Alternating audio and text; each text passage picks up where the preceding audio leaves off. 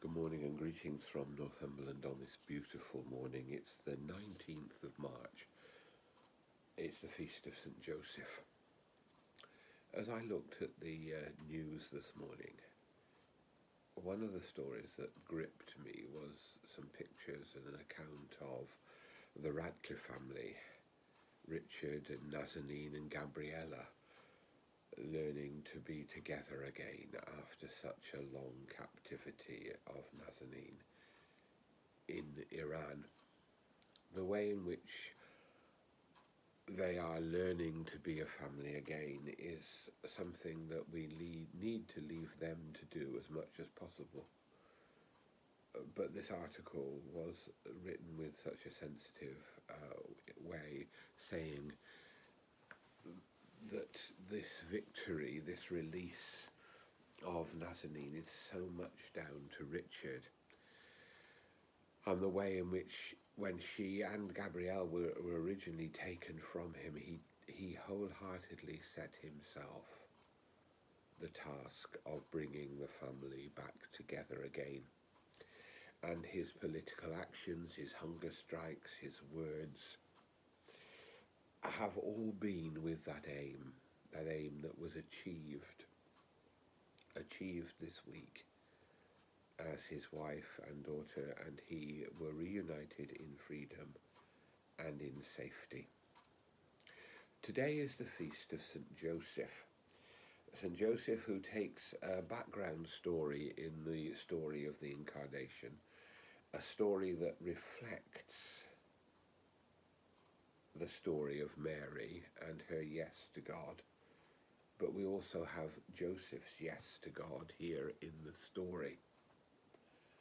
And it seemed to me that there were parallels between the two pictures. But there are also parallels between the story of the Holy Family and the story of Ukraine. Firstly, of course, there is Joseph's yes to God. Joseph, who in a dream is told that he is not to worry about this child. She will bear a son and you will name him Jesus. And he woke and he continued with this vocation.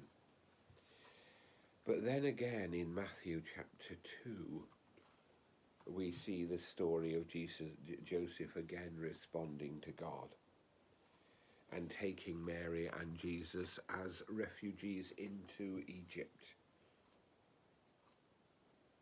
The Holy Family sharing the situation that many, many people are facing in Ukraine and in other parts of the world. Joseph, the man of faith, the quiet man of faith, as I once saw him described, enables the Incarnation and brings Jesus to birth. And all of this is for a purpose. From the prophet Isaiah, a shoot shall come out of the stock of Jesse, and a branch shall grow out of its roots. The Spirit of the Lord shall rest on him, on Jesus, the Spirit of wisdom and understanding, the Spirit of counsel and might. His delight will be in the fear of the Lord. And later on, the wolf shall live with the lamb, the leopard shall lie down with the kid, the calf and the lion and the fatling together, and a little child will lead them. On that day the root of Jesse shall stand as a signal to the nations. The nations shall inquire of him, and his dwelling shall be glorious.